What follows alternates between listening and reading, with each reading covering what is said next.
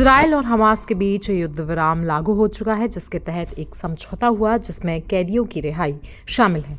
इस समझौते के तहत हमास ने 471 दिन बाद 3 इजरायली महिलाओं को रिहा किया। ये महिलाएं हैं 24 साल की रोमी गोनेन, 28 साल की एमिली डमारी और 31 साल की डोरेन स्ट्रीन बैचर। इजराइल रक्षा बल यानी कि IDF के प्रवक्ता डेनियल हगारी ने कहा कि लगातार प्रयासों के कारण इन महिलाओं को हमास के कब्जे से मुक्त करवाया गया है। उन्होंने तीनों महिलाओं और उनके परिवारों को भी सलाम पेश किया।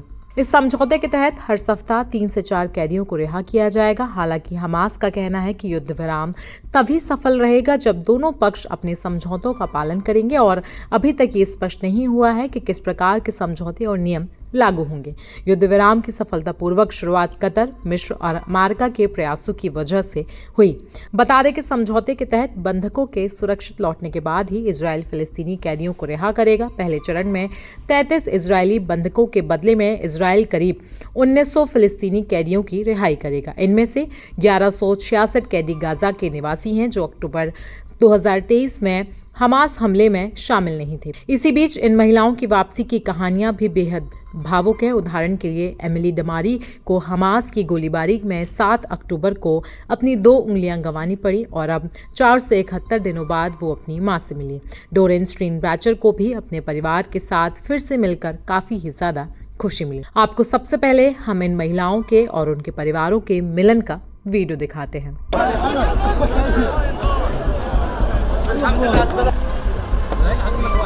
هيني ها زيد مالك وين؟ أول حدث طب شو اسمها؟ عبلة سعادة. أهلا وسهلا، الحمد لله على سلامتك. الله يسلمك. وينو على؟ ايش هنا؟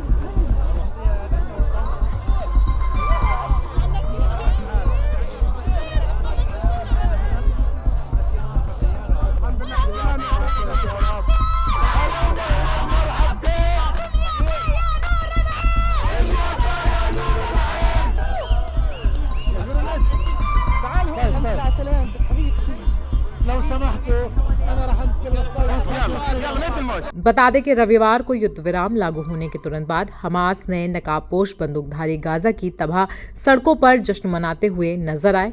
बंधकों की अदला बदली के दौरान हमास के एक विशेष दस्ते के सदस्य गाजा शहर के अल सराया स्क्वायर पर अपनी पूरी वर्दी में दिखाई दिए। ये हमास का संदेश था कि इजराइल के उन्हें नष्ट करने के 15 महीने बाद भी उनकी सशस्त्र शाखा अभी तक जीवित है, जैसा कि प्रधानमंत्री नेतन्याहू ने दावा किया था कि वे उन्हें समाप्त कर देंगे। जैसे ही सीज फायर लागू हुआ, हमास के एलीट फोर्स के लड़ाके गाजा की सड़कों पर नमूदार हुए, मुंह पर नकाब और हथियार के साथ।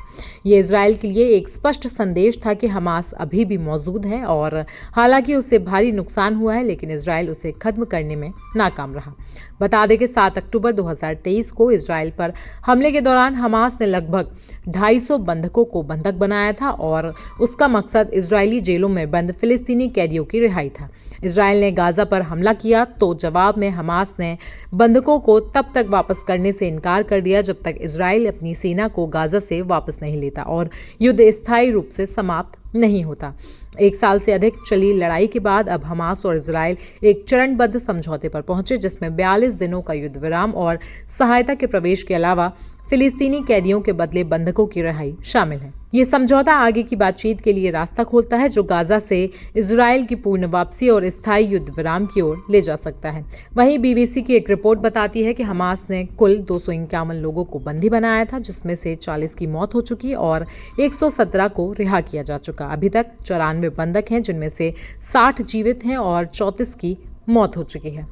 तो इजराइल और हमास के बीच हुए समझौते पर आपकी राय क्या है, हमें कमेंट सेक्शन में आप ज़रूर बताएं। साथ ही साथ देश और दुनिया की बाकी खबरों के लिए भी आप बने रहें जनसत्ता के साथ।